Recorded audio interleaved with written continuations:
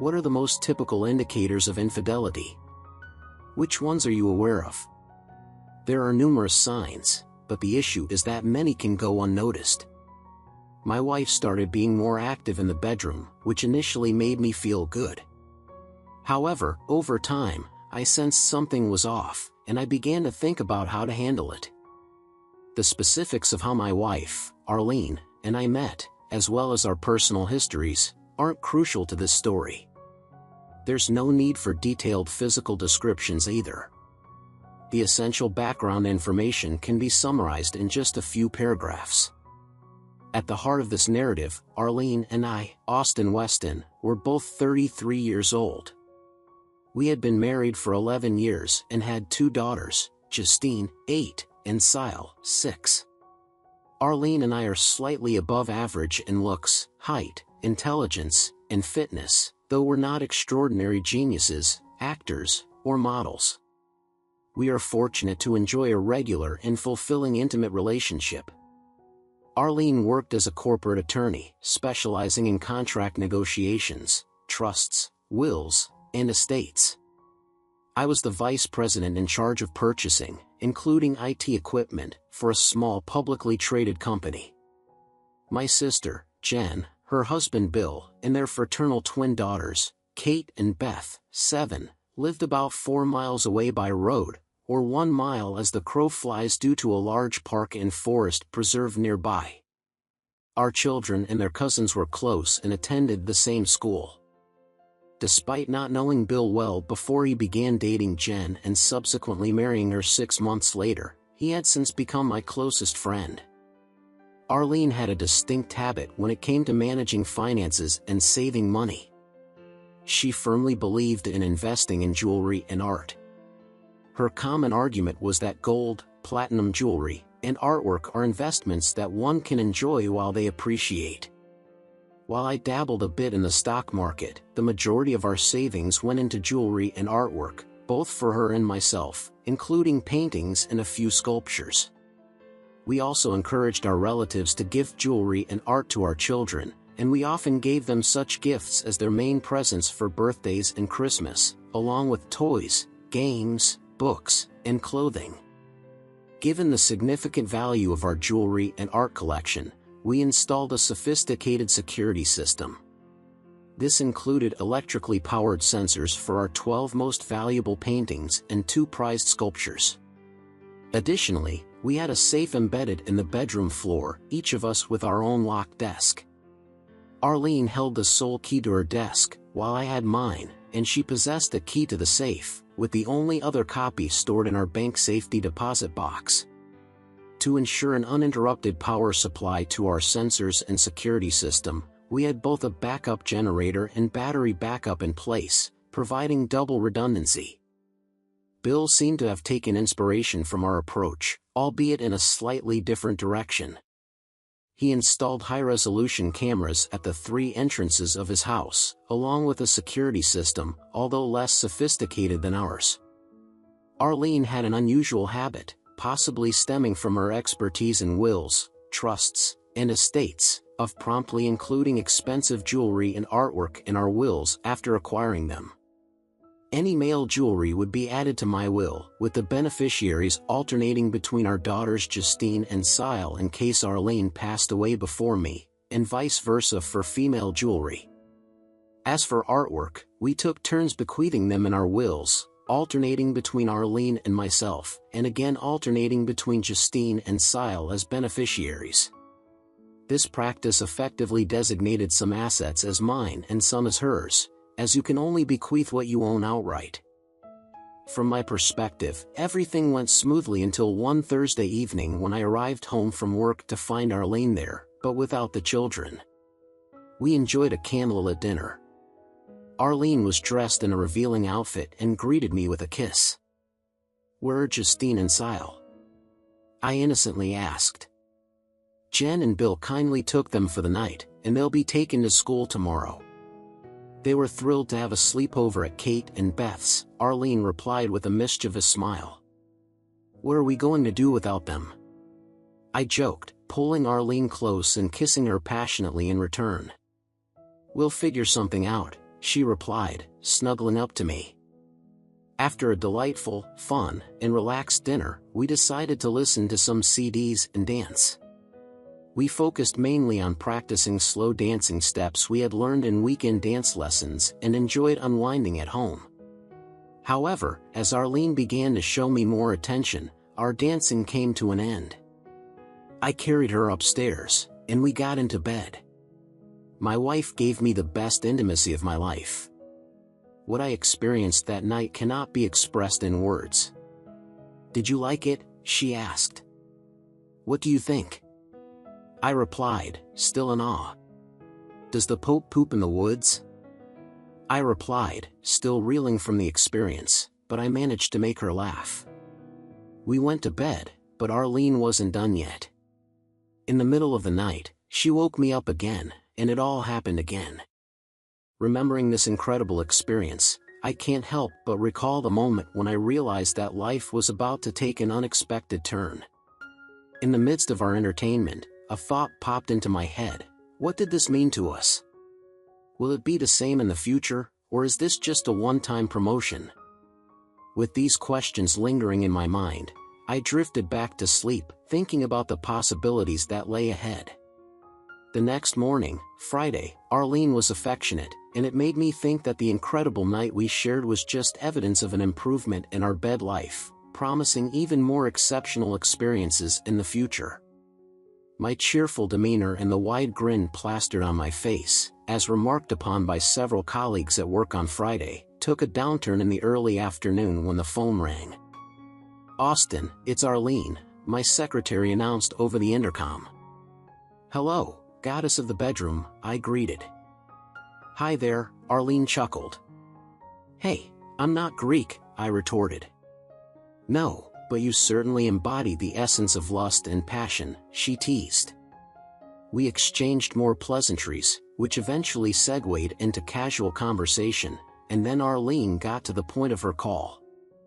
"Darling," her melodious voice conveyed over the phone, signaling the impending arrival of unwelcome news. "Some colleagues from the office are planning to grab dinner and drinks tonight for a team-building activity suggested by the morale consultant our company recently hired. Would you mind picking up the kids from daycare and preparing dinner? Are you not planning to come home at all?" I blurted it out, my disappointment evident. "I will, but I'll need to change first.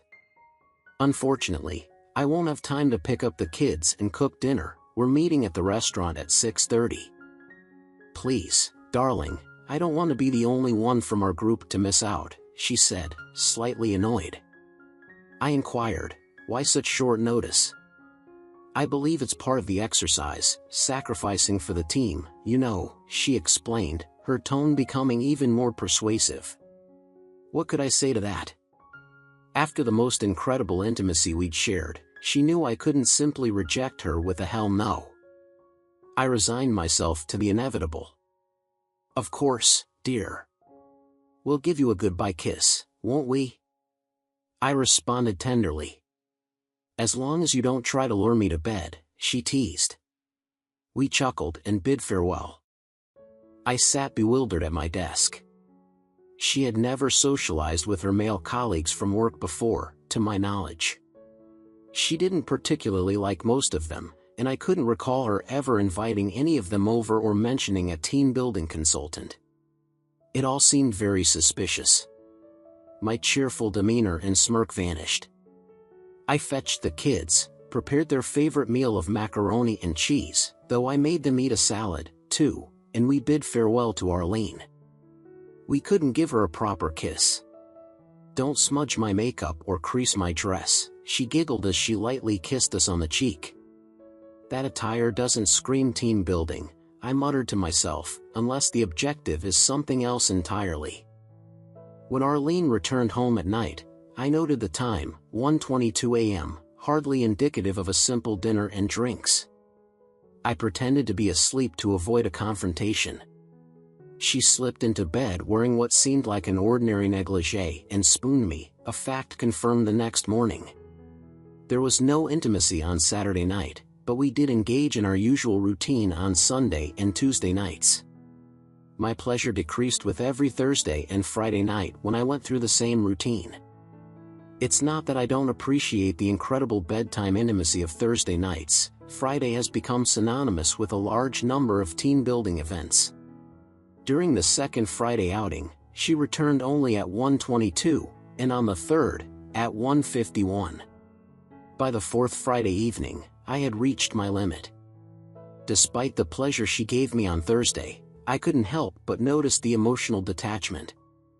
While Arlene was getting ready on Friday, slipping into a sleek outfit I hadn't seen before, I expressed my feelings plainly. "Arlene, I really dislike this habit of going out on Friday nights now." "Dear, I've already explained the importance to you numerous times," she replied, smoothing her dress over her hips as she gazed into the mirror. "I'm sorry, but I find it hard to believe that you're getting home at 11:30, the time she claimed to have returned on the previous 3 occasions, after just dinner and a few drinks. I'm very suspicious, and it's tearing me apart." "Now, Austin," she said firmly, "you have no right not to trust me. We've been married for 11 years, for God's sake, and have 2 kids. Do you really think I'm out there doing something improper? I don't know. But what I do know is that something feels off about all of this," I responded. The conversation grew more tense as it continued. Finally, after giving the kids a perfunctory kiss on the cheek, she headed for the door. "I'm pleading with you for the sake of our marriage not to go," I said. "Look," she said frustratedly, "I can't back out now. I'll become the joke of the company. Let's discuss this tomorrow, and I'll address all your concerns. Or even tonight, if you stay up." "So you expect me to just endure this?" I retorted, my tone sour. "Sweetheart, you know if we split up, I'll get custody of the kids, the house, and child support. You don't want to ruin your life over baseless suspicions," I said to her. "To you?" she asked, her expression defiant. "You're the one tearing apart our marriage," I snapped with a frustrated expression. "We'll have that conversation tonight, even if I have to wake you up," she insisted. "We can't talk tonight because I won't be here when you stumble in during the early hours," I shot back. "The kids and I are staying over at Jen and Bill's. Enjoy your life," I added, closing the door firmly but not slamming it. Looking through the one-way mirror of our front door, I saw Arlene, her expression puzzled, reach for the doorknob. But then she shrugged and walked back to her car parked in the driveway. Once Arlene's car disappeared from view, I called out to the girls, "Let's head over to Aunt Jen's for the night while Mom's at her meeting." They were ready in record time, about 2 minutes, and we hopped into my car, parked on the street. I had already coordinated our sleepover with Jen and Bill. They sensed something was up. Jen, thanks to her intuition, and Bill, because I gave him a brief overview. Being sharp, he pieced together the rest. After ensuring the girls were asleep, or at least quiet, by 11 o'clock, I dashed out to my car for a bottle of pills. Returning to the house by 11:20 p.m., the car was strategically parked within view of the front door security camera. Time-stamping its presence around 3:30 in the morning, I was abruptly awakened by the ringing of my cell phone. "Hello," I mumbled, checking the time on the alarm clock beside my bed in the guest room, which showed 3:29. The voice on the other end sounded frantic. "Austin, where are you?" it exclaimed. I recognized it as Arlene's. "I'm at Jen's house, as I mentioned earlier." "Why are you calling me at this ungodly hour?" I replied, annoyance creeping into my voice. "Austin, something terrible has happened. We've been robbed," Arlene sobbed. "They took all our valuable art and jewelry." Quickly activating the recording app on my iPhone, I asked her to repeat the details. "Why didn't you call me as soon as you found out?" I demanded.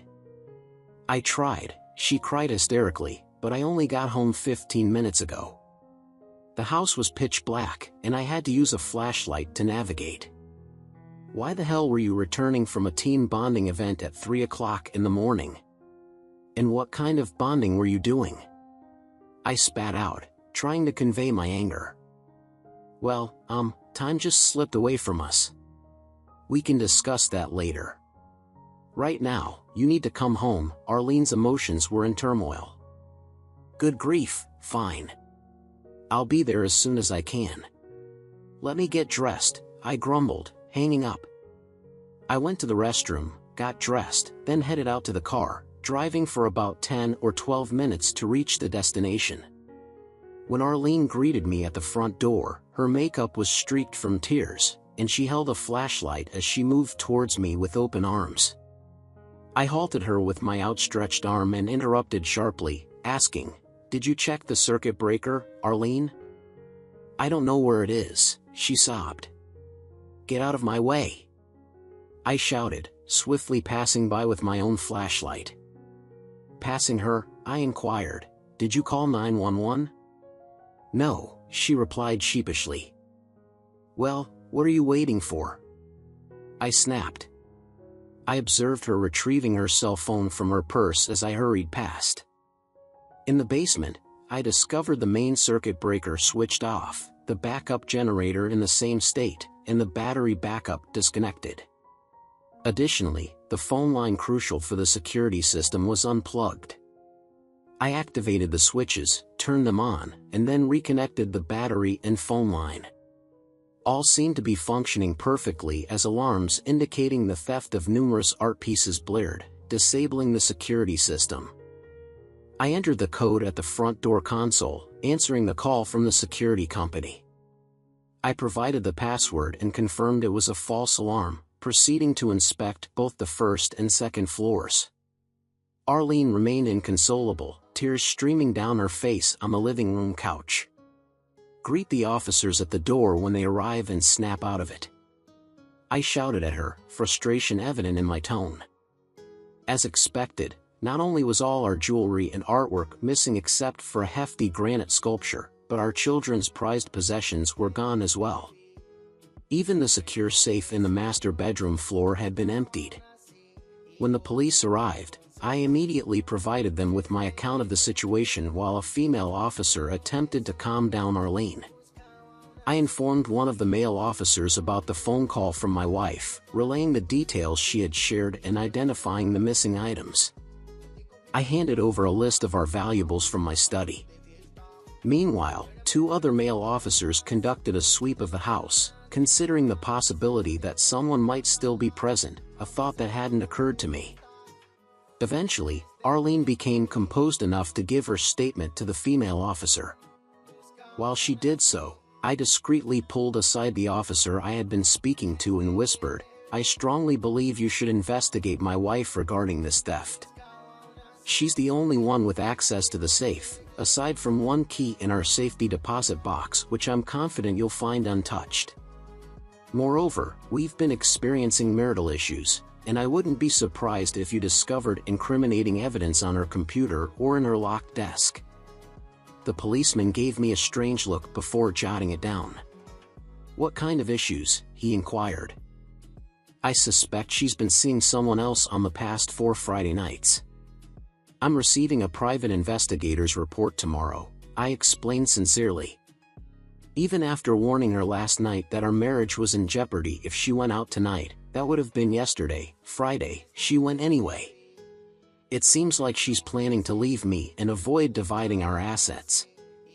"So, you're expecting the PI's report tomorrow, Sunday?" he clarified. "No, my mistake. I keep thinking it's Friday because I'm not usually woken up at 3:30 a.m. I'll receive the report around noon today, Saturday," I corrected. "Could you bring me a copy at the station once you have it?" he requested. "Of course. I'll likely be there around 1, maybe 1:30, I assured. "Great. Ask for Officer Smithson. I'll brief a robbery detective on the situation," he concluded. After the police left, I returned to Jen's house without acknowledging Arlene, ignoring her calls of "Where are you going?" as I exited. Following a pleasant breakfast at Jen's, during which I briefed her and Bill, I brought the kids home around 10 a.m. I informed them that some of our belongings were temporarily missing, assuring them we'd retrieve them soon. Their discovery of their favorite items being absent left them saddened and in tears.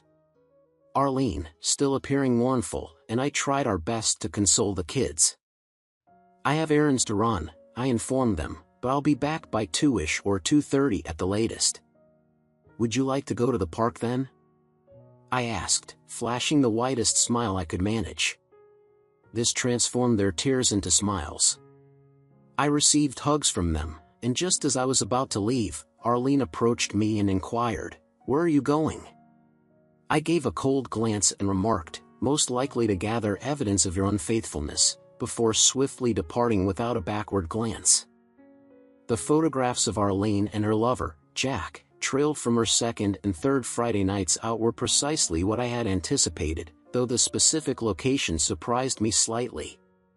The private investigator had warned that capturing usable evidence of their affair indoors might prove challenging. However, they were foolish enough to engage in intimate activities on Trailer's deck and in his swimming pool, clearly visible from numerous vantage points where privacy couldn't be expected. Additionally, the investigators' report indicated that they arrived at Trailer's residence after dinner on Friday night and departed in Arlene's car shortly before 11 p.m. The investigator didn't tail them, but they returned around 2:15 a.m., after which Arlene departed alone at 3 a.m. I visited Kinko's, made 3 copies of all documents except for a DVD, and then proceeded to meet with Officer Smithson, arriving around 1:15 p.m. He promptly introduced me to Detective June Grayson, a robbery investigator who was as attractive as the female cops portrayed on TV, a rarity. I hadn't imagined she existed in real life. Not only was she stunning, but she was also highly intelligent.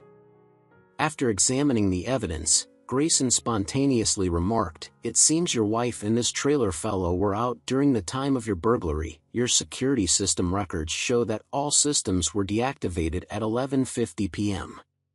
Just to be thorough, where were you at that time?" "I was at my sister's place," I casually responded. "Can anyone confirm that?" she inquired. "I doubt it," I replied. "I believe they were all asleep, but feel free to ask them."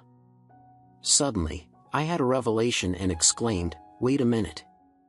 I think Bill, my brother-in-law, has security cameras, and I remember going to my car at some point to retrieve forgotten pills.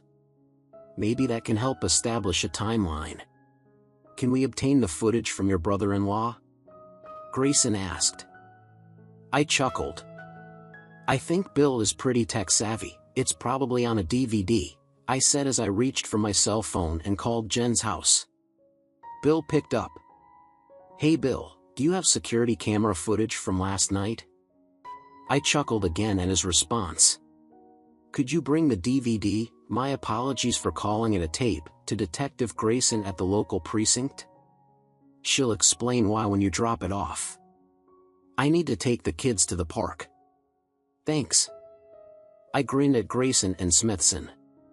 Exactly as I suspected, he's well equipped with modern technology and has a DVD. He mentioned he'd bring it promptly. "Unless there's something else urgent you need to discuss, I have to take the kids to the park." "Thank you, Mr. Weston," Grayson replied, smiling and rising to shake my hand. "We'll inform you within the next few days if we require anything further."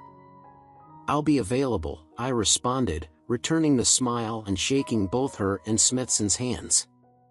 "I understand you know what you're doing, but as I mentioned to Officer Smithson last night, you need access to Arlene's computer and desk drawers.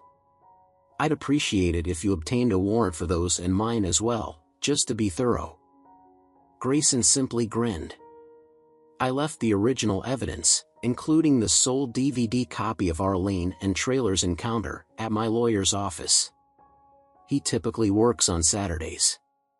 I instructed him to store it in a safe for the time being.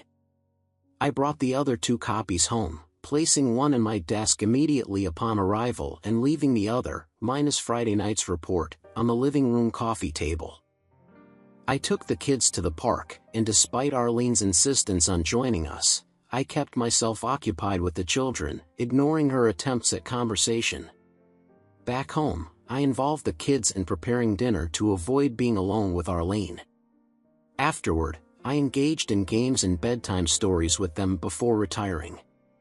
Descending to the living room later, I found Arlene holding the envelope I had left on the coffee table, her complexion strained. "Austin, we need to have a serious conversation," she began, her voice trembling. "Why?" I responded, feigning confusion. "Will talking change the fact that you cheated with Trailer, snatching my car keys?" I exited, tuning out her protestations. "You know it's a no-fault state, and I'll get custody of the kids if we divorce. We can work through this." My sole reaction was to gesture rudely at her. Upon returning 4 hours later, I immediately retreated to the guest room, barricaded the door with a chair, and fell asleep. Sunday turned out to be one of the most uncomfortable days of my life.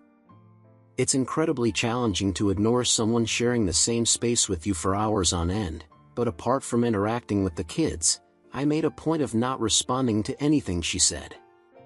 Sunday night, after putting the kids to bed, I was watching TV when she approached me with an insurance claim form.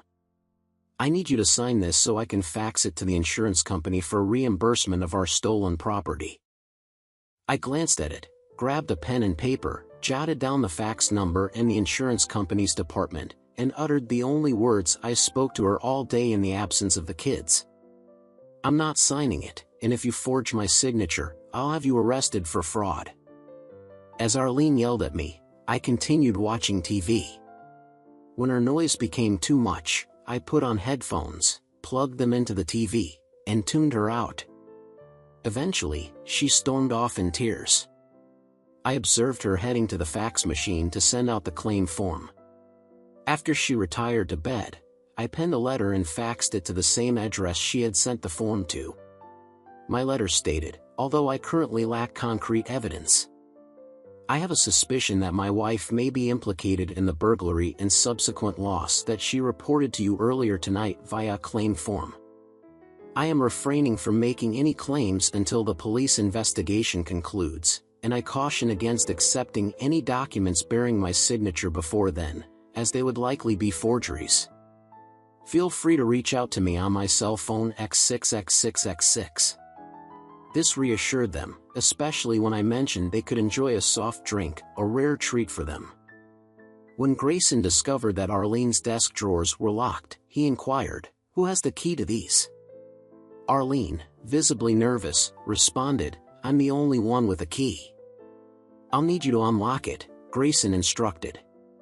"Why?" Arlene questioned. "Because the warrant permits us to search, and I'd rather not damage your furniture," Grayson clarified. Arlene retrieved her keys from her purse and proceeded to unlock the drawers, repeating the process for my desk. While Arlene was in a panic when they confiscated her computer, I remained composed. When they took mine, her distress escalated upon discovering an envelope from a storage rental facility in her desk. "What's this?" she shrieked. "I've never seen it before," Grayson said dryly. "I thought you were the only one with the key." "I am. Someone must have picked the lock, easy to verify.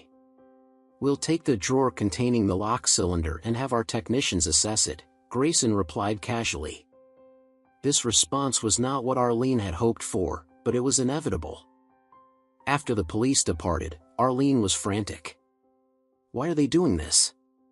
What does the warrant say?" she fretted. I handed her the warrant and remarked, "Perhaps they suspect the theft was an inside job." She looked stunned as I left for the deck with the children. Tuesday turned out to be a dreadful day for Arlene. Her sole silver lining came from driving the children to school around 11 a.m. While at work, she was served with divorce papers alleging adultery. By 2 p.m., Detective Grayson and 2 other officers showed up at her workplace to apprehend her for theft, leading her away in handcuffs. Earlier that Tuesday morning, Detective Grayson had phoned me to meet him at a storage facility not far from our home to identify our stolen belongings. It didn't take me long to recognize our property, just about 30 seconds. Upon inspection, I found that everything was there except for my Rolex watch and a set of gold cufflinks. After Arlene's arrest, Detective Grayson contacted me to provide details of the situation, ensuring I wasn't left in the dark and allowing me to arrange for the children's care. Later that afternoon, Arlene appeared before a magistrate and was granted bail set at $50,000. She reached out to me following her hearing. "Austin, I'm calling you from jail." "Please don't hang up," Arlene pleaded. "I didn't realize adultery was a criminal offense." "What landed you in jail, Arlene?" I asked, dripping with sarcasm, already knowing the answer. "They're accusing me of robbing our house, can you believe it?" "It's absurd," she sobbed. "I find it hard to believe." "Wasn't it because you were planning to leave me?" I asked with a hint of glee. No, that's ridiculous. We can discuss it later. Can you come bail me out?" "If we both agree to use the house as collateral, I could be out in an hour." "Please, Austin, why not call your lover, Trailer? I'm sure he can assist," I snapped before hanging up, hearing her start to scream. On Wednesday morning, my lawyer submitted an urgent request for a protective order while Arlene was still in custody. Whether she failed to contact Trailer or he refused to assist, I wasn't concerned about the reason. My lawyer appealed to the court for the protective order, citing Arlene's alleged theft of my belongings and those of our children as grounds for barring her entry into the house. The judge postponed the hearing until Arlene was released on bail, which reportedly occurred after her parents posted it on Thursday. She was instructed to proceed directly to the family law court for a hearing regarding the protective order. Arlene's attorney contended that she deserved the presumption of innocence regarding the theft charges and had never physically harmed or threatened any family member. Conversely, my lawyer argued that the disappearance of my two most valuable pieces of jewelry suggested a propensity for theft. The judge's decision seemed to compromise between the two arguments. We acknowledge the presumption of innocence, however, Mr. Weston retains the right to ensure the security of his property. Consequently, Mrs. Weston may return to the marital home during the ongoing divorce proceedings, but she must wait until Saturday to do so. During this time, Mr. Weston is entitled to have any room in the house secured with a new lock to which Mrs. Weston does not possess a key, and she is strictly prohibited from entering that room. The court must be notified of the designated room by Monday. Any other matters? I pressed my lawyer for another condition, Your Honor. My client insists that Mr. Trailer, the individual with whom Mrs. Weston is involved, be barred from entering the Weston residence or having any contact with the Weston children until the divorce proceedings conclude, he stated. I won't bring him around or involve him with the children, Arlene shouted, rising from her seat, surprising both her attorney and the judge. Mrs. Weston has assured that she won't, which should suffice for you, Mr. Weston, the judge remarked. Although tempted to express my disbelief with an expletive, I managed to restrain myself. I arranged for Lowe's to install a new door to the master bedroom and reinforce its frame. Additionally, I had a sophisticated lock fitted, one that was nearly impregnable. All of Arlene's belongings were relocated to the guest room. Arlene returned home on Saturday morning. The children were happy to see her, but I mostly kept my distance, only interacting when necessary for childcare to avoid upsetting them. Arlene wanted to discuss things. I told her we could talk on Sunday night after the kids had gone to bed. We spoke in the den with the door closed to avoid disturbing the children. After an uncomfortable silence, I urged Arlene to start the conversation, since she was the one who wanted to talk. Well, Austin, I can't help but suspect you're involved in this theft, she began, before I interrupted. Whoa, I was expecting an apology for cheating and hurting me so deeply, Arlene, but I suppose that's not on your agenda, is it? I said sarcastically. Austin, once you calm down, we can discuss rekindling our love and putting aside talk of divorce, but I need to resolve my legal issues first, she said. Arlene, let me be crystal clear, even for someone as self-centered as you, there's no talk of divorce. I'm filing for divorce, plain and simple. It's over, I asserted firmly. But, Austin, she began to plead, and I cut her off again. This conversation will only be productive if you're willing to hear and accept my terms, I said forcefully. Are you ready to listen? She nodded. I will amend the grounds for divorce to irreconcilable differences. I'll seek sole custody of the children, but you'll have unrestricted visitation, alternating major holidays in 2 weeks in the summer, provided they're not exposed to any other man unless you're married to him. Our assets will be divided equally, with you responsible for child support for 1 child and half of the mortgage payments. Once Crystal turns 19, we'll sell the house and split the proceeds. There will be no alimony for either of us, I stated firmly, fixing her with a penetrating stare. But she began, only to be interrupted once more. I'm not done.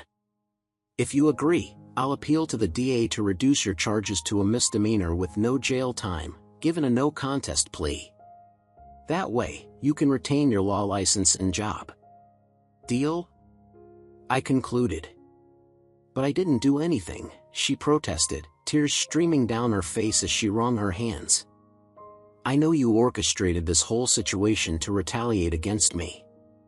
I don't want a divorce, but if it comes to that, I'll never agree to you having sole custody, she cried out amidst her tears.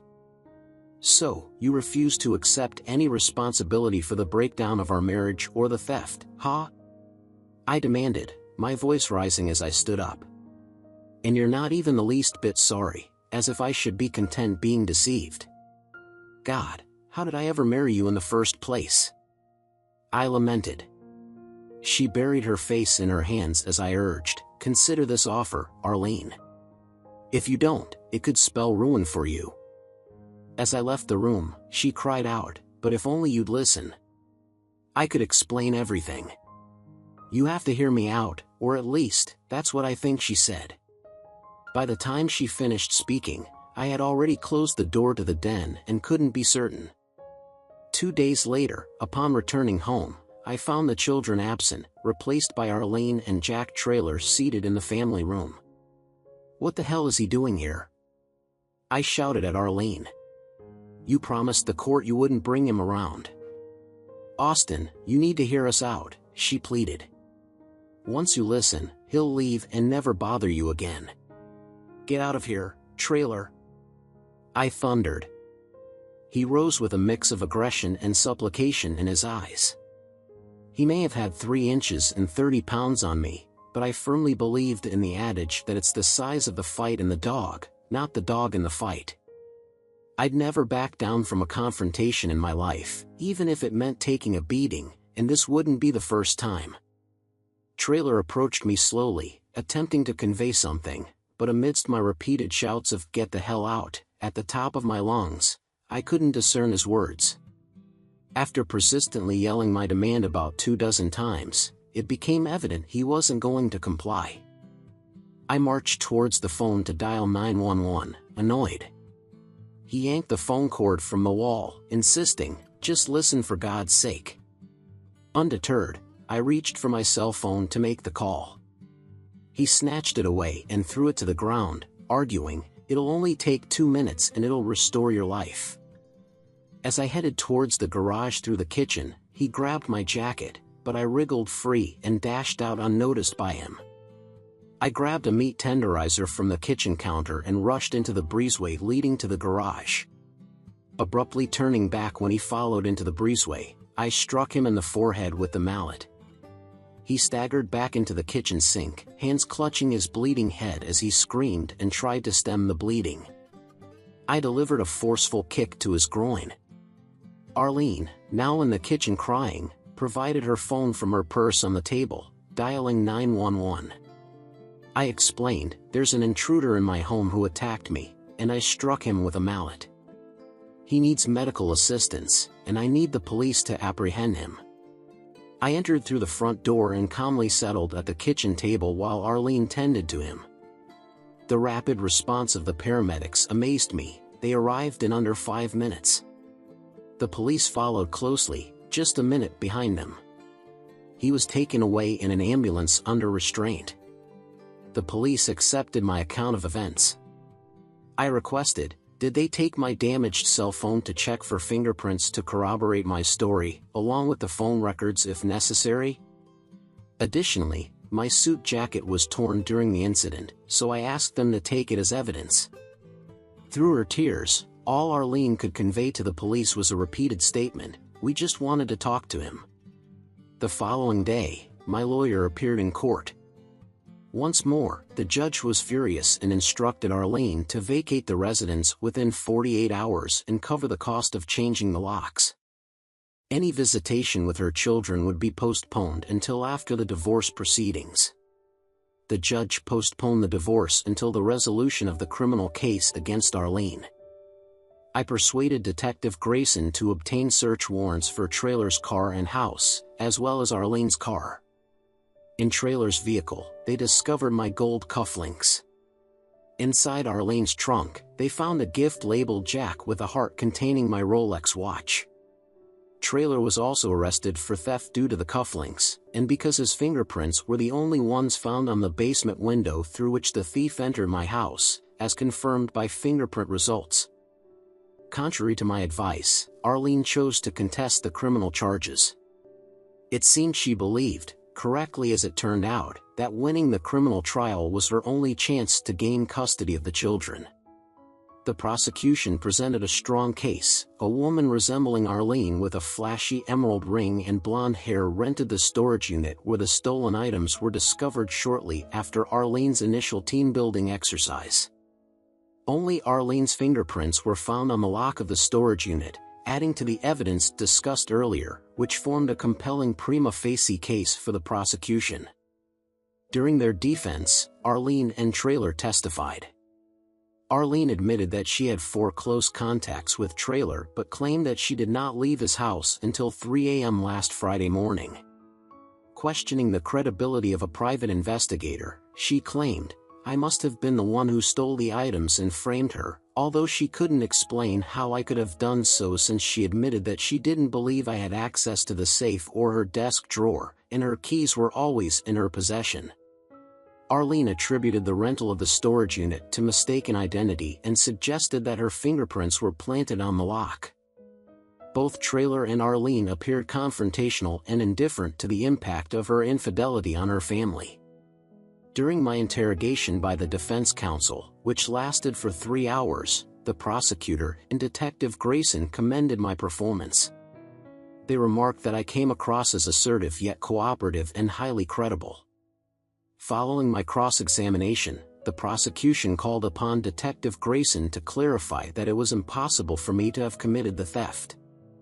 She pointed out that surveillance footage at Jen and Bill's house showed me entering at 11:20 p.m. and not leaving, with my car remaining parked, while the break-in indicated by the alarm deactivation occurred at 11:50. According to Detective Grayson, in numerous tests, the quickest response time from Jen and Bill's house by patrolmen at that hour of the night was 9 minutes and 32 seconds. Additionally, Detective Grayson testified that I did not possess a key to the safe. The only 2 keys belonged to Arlene, who kept one in her purse, and the other was in the safe deposit box. She stated that I hadn't visited the safe deposit box for over 3 months prior to the initial team-building session. An expert confirmed the accuracy of Bill's DVD recording time, as well as the reliability of my alarm system. After the case went to the jury, Arlene and Trailer sensed that the outcome wouldn't be favorable and attempted to negotiate a deal with the prosecutor for lesser charges, a suggestion I had previously made to Arlene. Arlene even agreed to grant me sole custody of the children. When the prosecutor sought my opinion, I deferred to her authority but expressed my inclination to let the jury decide. Considering the expenses and troubles of a trial, ultimately the prosecutor followed through with a trial, and the jury returned a verdict in less than 2 hours, finding Arlene guilty on all counts, including theft and insurance fraud, and Trailer guilty of theft and assault. Arlene received a 3-year jail sentence along with 5 years of probation, and the Bar Association initiated disbarment proceedings against her due to her felony conviction. As Traylor had prior misdemeanor convictions and his assault on me was deemed a special circumstance because it occurred in my home, he was sentenced to 4 years in jail, 5 years of probation, and ordered to compensate for the damages to my cell phone and suit jacket. After the criminal trial, the divorce proceeded effortlessly despite Arlene's attempts to plead her case through her attorney while she was incarcerated. They were disregarded. The marriage ended due to her adultery. I gained full custody of the children, provided child support for 3 years, and extended it upon Arlene's release from prison, along with acquiring the house. Our remaining assets, excluding Arlene's legal expenses, were divided equally. She was also obligated to cover my attorney's fees. Exiting the courtroom with my brother-in-law and closest friend Bill, he wore a satisfied grin. "What's making you smile like that?" I inquired. "Come on, Austin. Spill the beans. How did you manage it?" he eagerly asked. "Manage what?" I chuckled. "What I didn't tell Bill, but will share with you, is that I orchestrated the entire theft scheme." I was immediately suspicious of the team-building excuse from the start. To confirm my suspicions, I had a colleague call HR at Arlene's workplace. If HR hadn't heard of it, I knew it was fabricated. On the first Friday night of the supposed team building, I had already arranged for a local high school senior to babysit.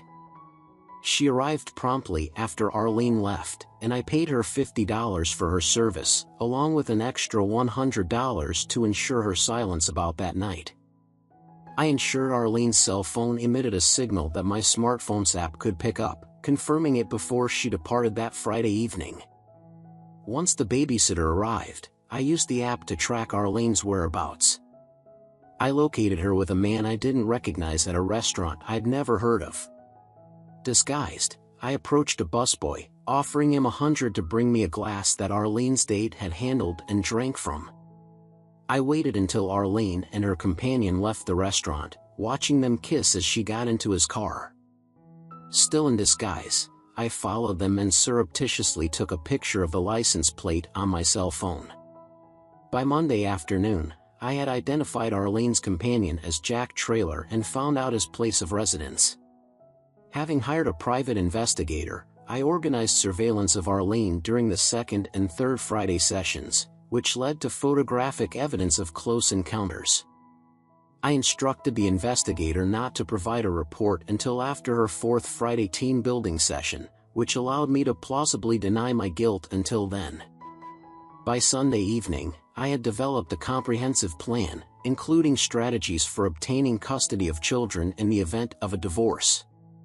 On the first Monday before heading to work, I took Arlene's unique emerald ring from her jewelry box. She never wore it to work but always put it on when going out. I hired an actress who matched Arlene's size, had a wig with the same color and style of hair, and wore her emerald ring on her finger. I rented a storage facility cube in Arlene's name, paying 3 months' rent in cash in advance. By Tuesday, I had obtained some key impressioning clay while Arlene slept that night. I quietly took her keys from her purse and made impressions of her house safe and desk keys the next day. Upon arriving home early from work, I used an alloy slug, a quick-melting metal, to fashion duplicates of those keys, ensuring I wore gloves throughout. That evening, I replaced the padlock and asked Arlene if she recognized it or possessed a key for it. After examining both, she replied negatively. "If you don't need it for anything else, I'd like to use it to secure my tool shed," she said. "Sure," I responded, as she walked away. I preserved the lock in a plastic bag, hoping her fingerprints would linger on it along with the key. 2 days before the theft, I marked waypoints along the wooded path between my home and Jen's house using reflectors. On the night of the theft, I accessed Jen's desk drawer, leaving an envelope containing the facility's front door access code and a key marked with her fingerprints, a duplicate forged for me at a hardware store, through the same agent who had previously rented the facility. I arranged for the rental of a van equipped with a motorcycle rack, assisted by her boyfriend, who secured a dirt bike for me. I concealed the bike among trees behind Jen and Bill's residence. Furthermore, I obtained Arlene's laptop password from a list found in her securely locked drawer. After setting up a new email account, I drafted an email to Jack, supposedly from Arlene, expressing excitement about meeting up and insinuating our plan would provide financial stability from my stolen property, while she pursued a divorce. I hired the actress and her boyfriend to be available on the fourth Friday night of the team building sessions. Their task was to use Arlene's car's spare key to drive it away from the side of Jack's house. Prior to this, I ensured the boyfriend could unlock Jack's car using a tool and strategically placed my gold cufflinks in the car. Earlier that day, I parked the van in my garage and disabled the automatic garage door opener. 2 days prior, I transferred Jack's fingerprints from a glass at a restaurant onto his basement window, allowing me easy access using cocoa powder and a small paintbrush. Before my conversation with Arlene, where I begged her not to leave on the fourth Friday, I hadn't fully committed to carrying out my plan. I truly believed that if she had stayed home and ended things with Jack, we might have reconciled. But her defiance extinguished any lingering affection I had, and I decided to move forward with my plan. Unwittingly, Bill had helped by answering my questions weeks earlier about a particular basement window that wasn't covered by cameras. After receiving confirmation from the actress that she and her boyfriend had left Jack's place before 11 p.m., I quickly accessed the basement window and proceeded with the theft, disabling alarms and securing the stolen items. I methodically disconnected communication lines, disabled backups, and accessed the safe using the duplicate key from Arlene. Within hours, I had emptied the safe, transported the items, and stored them, locking the container with Arlene's fingerprinted lock. After returning the van, I dropped off the keys and quietly left. I hid the dirt bike among the trees, re-entered Bill's house through the window, and reattached the fake bars. The unexpected bonus of Jack's visit to my house and his subsequent actions added to my satisfaction. As for Arlene's reasons for her affair or any related details, they remained a mystery. Maybe if I had been more attentive during uncertain times, I might have learned more. But her rejection ended my concern. I had taken my revenge, and now they must live with the consequences. Thank you for listening to today's story. If you enjoyed it, please consider liking and subscribing. Feel free to share your thoughts in the comments below. Take care.